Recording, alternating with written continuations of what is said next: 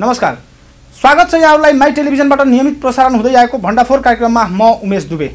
दर्शकहरू, कार्यक्रम सुरु गर्नुभन्दा अगाडि हाम्रै देशको विषम परिस्थितिको विषयमा कुरा गर्न गइरहेको छु। हाम्रो देश नेपालमा विभिन्न सञ्चार माध्यमहरू सक्रिय रहेका छन्, प्रकाशन प्रसारण हुने संस्थाहरू छन्। तर हाम्रो देश नेपालको प्रधानमन्त्री जस्तो पदमा बस्नुभएका केपी शर्मा ओलीले हाम्रै मित्र राष्ट्र भारतको सञ्चारकर्मीलाई आमन्त्रण गरी विशेष अन्तर्वार्ता चलाउन आग्रह गर्दछन्। आखिर किन यस्तो होला दर्शकहरू? के हाम्रो देश नेपालमा सञ्चार गृह छैन र? के हाम्रो देशको पत्रकारिता क्षेत्र यस्तो बदनाम नै हुने गरेको छ त? कि हाम्रो देश नेपालका सञ्चार गृहमाथि विश्वास उठेको छ प्रधानमन्त्री केपी शर्मा ओलीको? कहिलेकाहीँ लाग्छ कि हाम्रो देशको प्रधानमन्त्री नभई छिमेकी राष्ट्र भारतको प्रधानमन्त्री बन्न खोज्नु भएको छ केपी शर्मा ओली। दर्शकहरू, गजबको देश छैन र हाम्रो, जहाँ हाम्रो देशको प्रधानमन्त्री केपी शर्मा ओली समय समयमा हास्य कार्यक्रम जस्तै प्याच बोली नेपाली नागरिकलाई मनोरञ्जन गराउँदै आएका छन्। त एकातिर उहाँले नै बोलाएको भारतीय मिडिया कर्मीले माउन्ट एभरेस्टलाई नाम परिवर्तन गर्नुको साथै भारतले समेत दावी गर्नुपर्ने जिज्ञासा राख्दै आफ्नो अभिव्यक्ति दिएका थिए। उहाँले भारतीय मिडिया कर्मी जुन देशको प्रधानमन्त्री बोलाएर सेवा सत्कार गर्दै आफ्नो अभिव्यक्ति दिन साथ उल्टै भिड माग्ने झै माउन्ट एभरेस्टमाथि आँखा लगाउन पुग्दा अलिकति पनि लाज लागेन? दर्शकहरू, यो कार्यक्रम चलाइरहँदा कतिपय नेपाली नागरिक बनेर घुमिरहेकाहरूले मलाई तथानाम गाली पनि गरिरहेका होलान्। तर कसैले गाली गर्दैमा हाम्रो देश नेपालप्रतिको मोह माया राष्ट्रभक्ति हराएर जाँदैन। दर्शकहरू, इतिहासमा उल्लेख छ, हाम्रो देश नेपाल कहिले कसैको गुलाम भएको छैन। कतिपय मुलुकका कर्ताधर्ताहरू गुलामीको जन्जिरमा बाँध्न खोजेका होलान्, तर हाम्रो देश नेपाल कहिले पनि कसैको पनि गुलाम बन्न पुगेको छैन। चाहे त्यो प्रधानमन्त्री केपी शर्मा ओलीको पालामा होस्, चाहे शेरबहादुर देउवाको पालामा होस्, चाहे त्यो पुष्पकमल दाहाल प्रचण्डकै पालामा किन नहोस्, तर नेपाल देश आजसम्म कसैको गुलाम नबनेको इतिहासमै उल्लेख छ। दर्शकहरू, अब आजको कार्यक्रमतिर लागौँ। दर्शकहरू, स्थानीय चुनावको करिब 3.5 वर्ष बितिसके पनि प्रदेश नम्बर 2 को एकमात्र महानगरपालिका वीरगञ्ज महानगरपालिकाको अवस्था जीवको तीउ छ। चाहे त्यो सडकको मामिलामा होस्, चाहे कुनै किसिमको विकासकै भाषणबाजी त हुन्छ, तर विकासको कार्य हुँदैन। वीरगञ्ज महानगरपालिका भित्र सुधार हुने ट्राफिक समस्या दिन प्रतिदिन बढ्दै गएको छ, जसका कारण यात्रुहरूको साथसाथै वीरगञ्जवासीले विभिन्न किसिमको समस्या झेल्दै आउनु परेको छ। हेर्नुहोस् यो रिपोर्ट।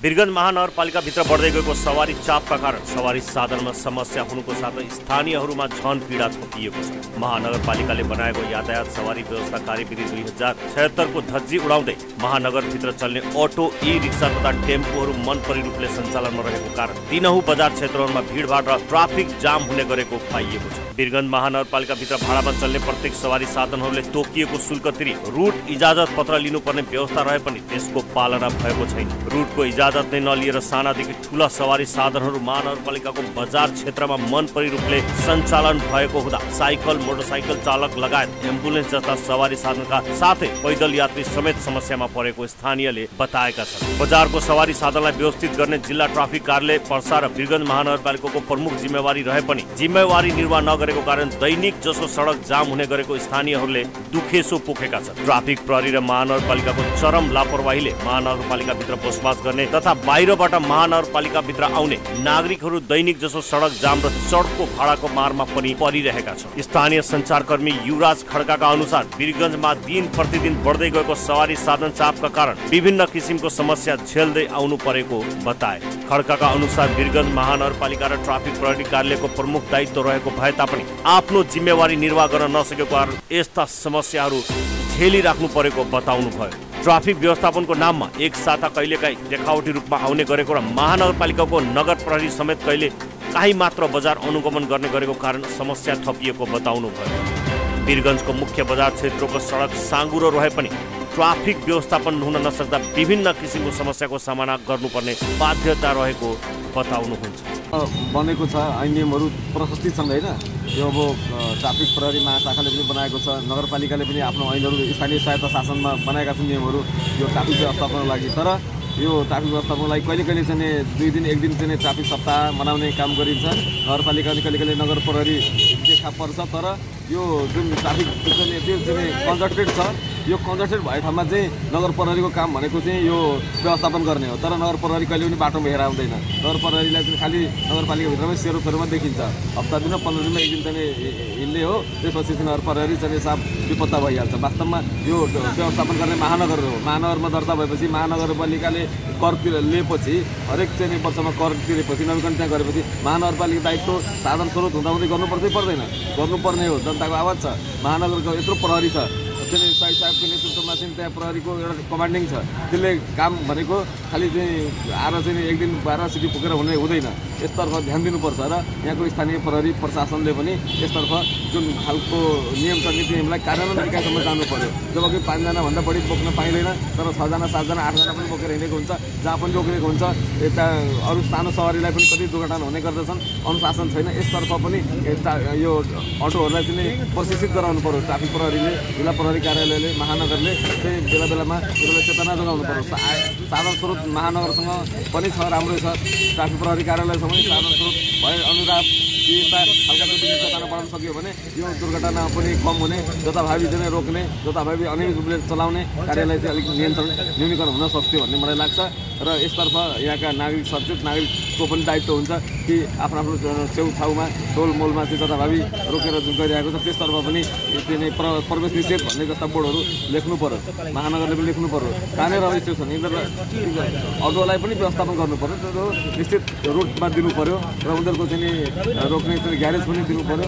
यस्ता खालका कामहरू चाहिँ महानगर र ट्राफिक प्रहरी कार्यालय, जिल्ला प्रहरी कार्यालयले समन्वयमा यस्ता कामहरू चाहिँ गर्न सक्यो भने चाहिँ बिजुलीको ट्राफिक व्यवस्थापनमा केही न केही सुधार आउँछ भन्ने मलाई लागेको छ।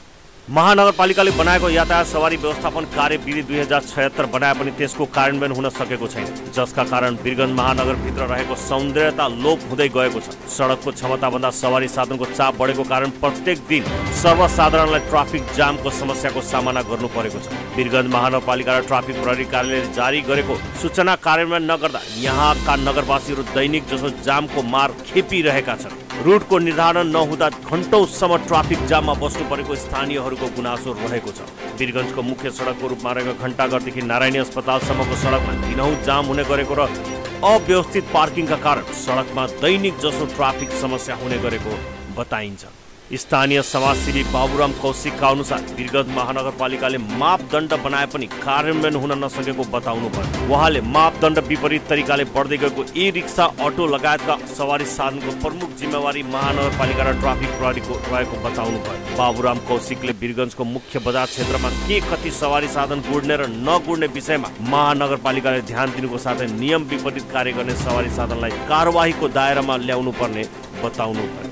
मापदण्ड हुँदाहुँदै पनि जुन अनियमित तरिकाले जुन सवारी प्रयोग भइरहेछ, चलाइरहेछ, त्यसलाई त्यो सबभन्दा पहिले कार्यान्वयन गर्ने विषय हो र यो जिम्मेवार 2 जना छ, महानगरपालिका र ट्राफिक कार्यालय हैन। अब यो वीरगञ्जको क्षमता कति हो, वीरगञ्जमा कति ई रिक्सा गुड्ने हो र तिनीहरू आफ्नो सवारीको रुल्स रेगुलेसनलाई पुरा गरिरहेछ कि छैन, फलो गरिरहेछ कि छैन, यदि गरिरहेछ भने कारवाही गर्नुपर्छ। जथाभावी पर्मिट दिन, उनीहरूले पर्मिसन दिन कि चलाउनको लागि वीरगञ्जको महानगरपालिकाको क्षमताभन्दा बढी चलाउने काम गलत हो।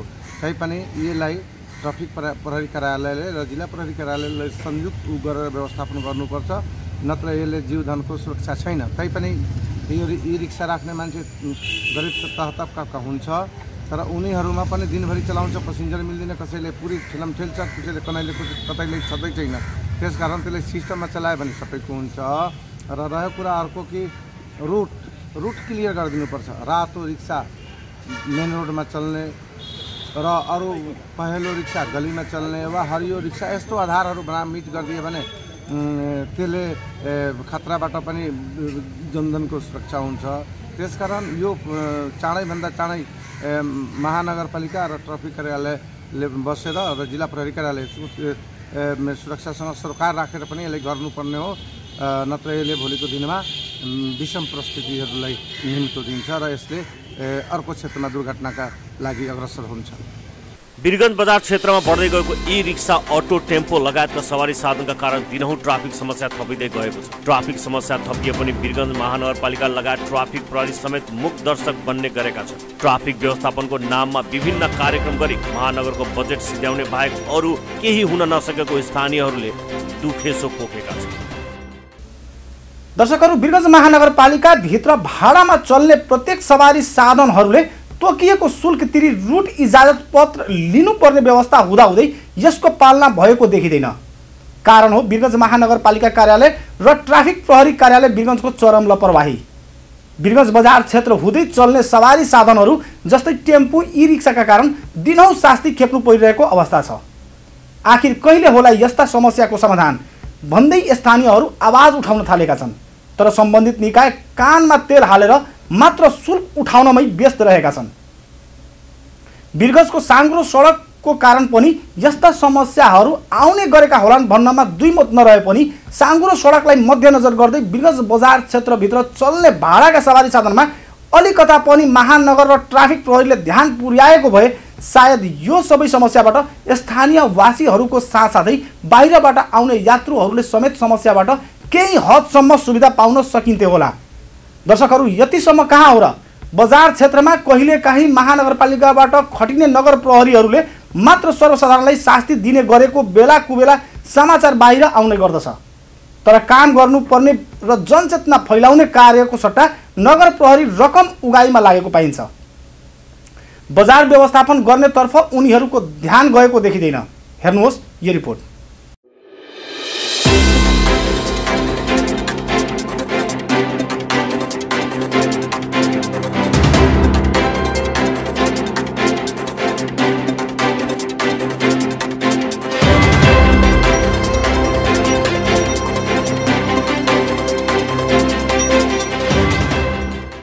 वीरगञ्ज महानगरपालिकाको मुख्य सडकको रूपमा चिनिने पावर हाउसदेखि घण्टाघर हुँदै नारायणी अस्पताल सडकमा दिनहुँ गुड्ने सवारी साधनले जथाभावी पार्किङ गर्ने गरेको र आफ्नो लेन मिचेर चलाउने, बीच बाटोमा रोकेर यात्रीलाई चढाउने र उतार्ने गर्ने गरेको कारण सर्वसाधारणलाई शास्ति खेप्नु परिरहेको छ। पर्सा जिल्लाको विभिन्न ठाउँहरूबाट वीरगञ्ज महानगरपालिकाभित्र प्रवेश गर्ने गरेको सवारी साधन समेत कुनै मापदण्ड अनुसार समेत चल्ने नगरेको स्थानीयहरू बताउँछन्। स्थानीयहरूको अनुसार सिट भन्दा बढी यात्री राख्न नमिल्ने प्रावधान रहे पनि मापदण्ड विपरीत यात्रीलाई चढाउँदै यातायात सञ्चालन गरेको बताइएको छ। वीरगञ्जको घण्टाघरदेखि रक्सोल चल्ने टेम्पोका अध्यक्ष मोहम्मद मुमताज मन्सुरीका अनुसार विगतको दिनहरूमा 1 देखि 150 वटा टेम्पो, ई-रिक्सा सञ्चालनमा थियो। तर हालको समयमा कुनै किसिमको मापदण्ड नै प्रयोग नगरी अटो र ई-रिक्सा सञ्चालन हुँदा प्रतिदिन 6 देखि 700 सम्म सवारी चल्ने गरेको बताउँछ। अध्यक्ष मन्सुरीका अनुसार मापदण्ड विपरीत सवारी साधन सञ्चालनमा आउँदा मनोमानी ढङ्गले भाडा उठाउने गरेको कारण सवारी धनीलाई समेत समस्या थपिएको बताउनुहुन्छ। होइन, अहिले त केही कारवाही भएको छैन। किनकि अब पहिले सङ्घ थियो, अहिले सङ्घ छैन, खाली भयो पनि। अब अहिले पराली आयो। अब परालीमा नि हामी जुन पनि पराली लिएर आउँछ उसको म रोक्न सकिरहेको छैन। किनकि जुन पनि जहाँको पनि गाडी छ त्यो सबै रक्सौलले जाने, रक्सौलमा चल्ने, सबैले रक्सौलले भन्दा जाने, म रोक्न पाइरहेको छैन। अब त्यो ई-रिक्सा कम्तीमा जाँदैन भने तब पनि 500 रिक्सा जान्छ, 500-700 जान्छ ई-रिक्सा। अब 500-700 ई-रिक्सा गयो मित्री पुलसम्म, ठिक छ। हाम्रो गाडी जुन छ रक्सौल बजारसम्म जान्छ। वीरगञ्जमा बढ्दै गएको सवारी साधनहरू सवारी चालक अनुमति पत्र नै नबनाई ई-रिक्सा, टेम्पोहरू सञ्चालन गर्दै आएका छन्। उमेर नपुगेका युवाहरू समेत ई-रिक्सा, टेम्पो चालकको रूपमा कार्य गर्दै आएका कारण दुर्घटनाको समेत जोखिम बढेको स्थानीयहरू बताउँछन्। एकजना स्थानीयको अनुसार वीरगञ्ज महानगरपालिकाका प्रमुख विजय कुमार सरावगीले समेत यस विषयमा केही चासो नदेखाएकोले मनोमानी ढङ्गले त्यस्ता सवारीका साधन सञ्चालन हुँदै आएको आरोप लगाउनु भयो। विभिन्न सङ्घहरूबाट ठूला नजराना पाउँदै आएको कारण ट्राफिक प्रहरी समेत मुख दर्शक बन्न पुगेको स्थानीयको आरोप छ। हाल बा महानगरपालिका एकरा कहल जाला। महानगरपालिका के एकरा के देखो में शर्म लागता। हमी के रोड के एकदम हाई फाई खानी होके के चाहिए, आराम व्यवस्था में होके के चाहिए, लोग के तकलीफ ना होके के चाहिए। लोग आवता जाता बहुत कष्ट से जाता पावर हाउस तक है। बहुत किस्म के यहाँ रोड पर रोड के व्यवस्था पर लोग कैले बा तो करो बढ़िया से, नहीं करे के तो छोड़ दो। लिख के कह दो, घंटा घर में आके बोल दो, हमरा से ना होई। Shri Lakshmi Motors private limited का संचालक अरुण कुशवाहाले वीरगंज बजार क्षेत्र लगायत विभिन्न ठाउँहरूमा गुड्ने सवारी साधनको चाप बढेसँगै दुर्घटनाको समेत जोखिम बढेको बताउनुहुन्छ। उहाँले सडकमा गुड्ने सवारीका साधनहरूमा सीट क्षमताभन्दा बढी यात्रुलाई बोक्ने गरेको हुँदा दुर्घटनाको जोखिम बढेको बताउनुभयो। सञ्चालक कुशवाहाले माई टेलिभिजनबाट नियमित प्रसारण हुँदै आएको भण्डाफोर शाखामा पुगे वीरगंजको यथास्थितिको विषयमा चरितार्थ समेत पार्नुभयो। वीरगंज महानगरपालिका लगायत ट्राफिक प्रहरी कार्यालयले गर्नुपर्ने कार्य नगरे मात्र मूक दर्शक बन्ने गरेको आरोप लगाउनुभयो। सवारी साधनको विषयमा ट्राफिक प्रहरी कार्यालय लगायत यातायात कार्यालय र महानगरपालिकामा बुझ्दा पनि एक अर्कामाथि दोषारोपण गर्ने बाहेक केही गर्न नसकेको सञ्चालक अरुण कुशवाहाले बताउनुभयो। यसमा सुरुदेखि नै मैले खोजिराखेको छु। खोज्दाको क्रममा ट्राफिक जिल्ला ट्राफिक कार्यालय, नगरपालिका कार्यालय, यातायात कार्यालयदेखि सबै ठाउँमा सम्बन्धित ठाउँमा मैले सबै ठाउँमा गुहारेँ। गर्दाखेरि पनि सुनवाई भएन।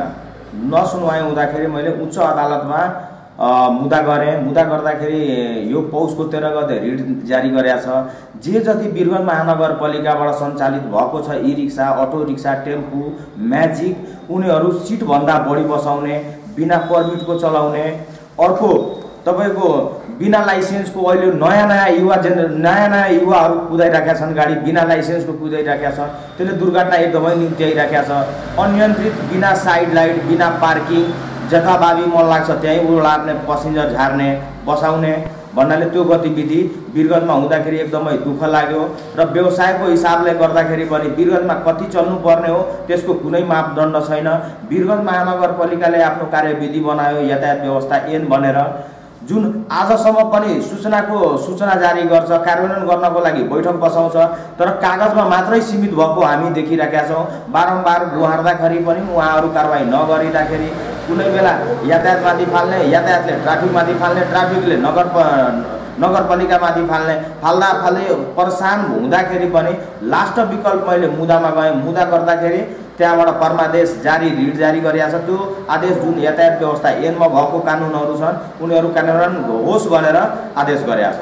पर्सा जिल्लाको ग्रामीण क्षेत्रहरूबाट वीरगंज महानगरपालिकाभित्र प्रवेश गर्ने भाडाको गाडीहरूमा चेक जाँच नगरिदिँदा सवारी साधनको क्षमताभन्दा बढी यात्रुहरू बोकिरहेको श्री लक्ष्मी मोटर्स प्राइवेट लिमिटेडका सञ्चालक अरुण कुशवाहाले बताउनुभयो। ग्रामीण भेगमा पर्ने भिस्वा लंगडीबाट दिनहुँ वीरगंज आउने सवारी साधन चेक जाँचको लागि ठाउँ ठाउँमा प्रहरी बिटका साथै चेक पोस्ट राखिए पनि कहीँ कतैतिर चेक जाँच नहुने गरेको बताए। विभिन्न संघ संगठनबाट ट्राफिक प्रहरीले नजराना बुझ्दै आएको कारण सडकमा चल्ने सवारी साधनहरूले आफ्नो मनोमानी तरिकाले भाडा लिने गर्नुको साथै क्षमताभन्दा बढी यात्रुहरू बोक्ने गरेको आरोप लगाए। पर्सा जिल्लाको ग्रामीण क्षेत्रबाट वीरगंज महानगरपालिकामा छिर्ने प्रत्येक अटोहरूबाट वीरगंज महानगरपालिकाको घण्टाघरमा जुन अहिले पार्किङ रहेको छ त्यहाँमा इन्चार्जहरूले प्रत्येक गाडीबाट 50 रुपियाँ लिने गरेका छन्। त्यो पैसाबाट उहाँहरूले बढी मान्छे बोकेको, जाँच पास नभएको, पर्मिट नभएको गाडीहरूलाई, ट्राफिकहरूलाई मिलाई त्यो गाडी छुटाउनेदेखि लिएर त्यो 50 रुपियाँ असुल गरे वापतको पैसाबाट उहाँहरू सङ्घको इन्चार्जहरू, अध्यक्षज्यूहरू ट्राफिकलाई मिलाई, चेकपोस्टहरूलाई मिलाई त्यो सहुलियत दिने गरेर वापत उनीहरू 50 रुपियाँ लिने गरेका छन् र दिने गरेका छन्। त्यसमा प्रशासन समेत मन बसेको छ। जिल्ला प्रहरी कार्यालय, जिल्ला प्रशासन कार्यालयको बाटो भएर आउने जाने गाडीबाट तपाईँको क्षमताभन्दा बढी मान्छे बसाउने, जाँच पास नभइदिने गाडी कसरी आउने गइरहेको छ। ग्रामीण क्षेत्रबाट आउने गाडीको न त लाइसेन्स छ, न त पर्मिट छ, न त ब्लू बुक छ। केही नहुँदा हुँदै पनि तपाईँको भिस्वादेखि लंगडी, लंगडीदेखि पोखरिया, पोखरियादेखि बिर्दवास्नीदेखि तपाईँको चण्डाल चौक भएर प्रतिमा चौक भएर जिल्ला प्रहरी कार्यालय हुँदै घण्टाघरसम्म छिर्दाखेरि 10वटा पोइन्ट चेक हुँदाखेरि पनि ओभर सिटिङ, बिना बुलबुक, बिना पर्मिट कसरी मान्छे बसिरहेछ भने यसमा के लागिन्छ? प्रशासन मौन छ, हेरेको पनि नहेरे जस्तो गर्ने। र त्यही हेर्दाखेरि पनि सङ्घहरूले प्रत्येक चेक पोस्टमा 1000, 1500, 2000 रुपियाँ दिएर मिलाउने गरेका छन् कि हाम्रो गाडी चेक नहोस् भनेर उहाँहरूलाई यो छुट भएको, ट्राफिकबाट छुट भएको र यातायात व्यवसायीहरूले छुट दिएका हुन् कि हाम्रो गाडी चेकअप नहोस्। महानगरपालिकाबाट दर्ता नम्बर प्राप्त नगरेको सम्पूर्ण 3 पाङ्ग्रे सवारी साधन निर्बाध रूपले सञ्चालनमा आए पनि महानगरपालिका लगायत ट्राफिक प्रहरीले केही चासो नदेखाएको देखिन्छ। 3 पाङ्ग्रे सवारी साधनलाई कानुन बमोजिम कारवाही गर्नुको साटो ट्राफिक प्रहरीले झन सहयोग गर्दै आएको प्रष्ट देखिन्छ। दर्शकहरू, स्थानीय चुनाव पश्चात स्थानीय सरकारले विभिन्न किसिमको नियम कानुन बनाउँदै हिँडेको त देखिन्छ, तर कार्यान्वयन गरेको कहीँ कतैतिर मात्र देख्न पाइन्छ। स्थानीय चुनावको बेला ठुला ठुला भाषण झारेर हिँड्ने नेताहरू काम गर्ने समयमा आफ्नै स्वार्थमा लागेको उदाहरणहरू प्रशस्तै मात्रामा पाइन्छ। स्थानीय चुनाव पश्चात वीरगञ्ज महानगरपालिकालाई एउटा नमुना महानगरपालिका बनाउन सपना देखाएका महानगर प्रमुखले सवारी साधनमा समेत नियम कानुनको पालना गराउन सक्नु भएको छैन। दर्शकहरू, महानगरपालिका त महानगरपालिका, यस कार्यमा ट्राफिक प्रहरी समेत चासो नदेखाउँदा सर्वसाधारणलाई दिनहुँ शास्ति खेप्नु परिरहेको छ। ट्राफिक प्रहरीले समेत आफ्नो दायित्व निर्वाह नगरेकै कारण बजार क्षेत्रमा दिन प्रतिदिन सवारी साधनको भिडभाड बढ्नुको साथै यात्रु लगायत स्थानीयहरूलाई असहज भएको देखिन्छ। दर्शकहरू, आगामी दिनमा ट्राफिक प्रहरी लगायत महानगरपालिका र यातायात कार्यालयले समेत चेक जाँच गरिने र रुट पर्मिट नलिएका सवारी साधनमाथि कारवाही अवश्य गरिने विश्वासका साथ अहिलेको लागि प्रत्येक शुक्रबार साँझ 8 बजे प्रसारण हुने भण्डाफोर कार्यक्रमबाट म उमेश दुबे बिदा चाहन्छु। नमस्कार।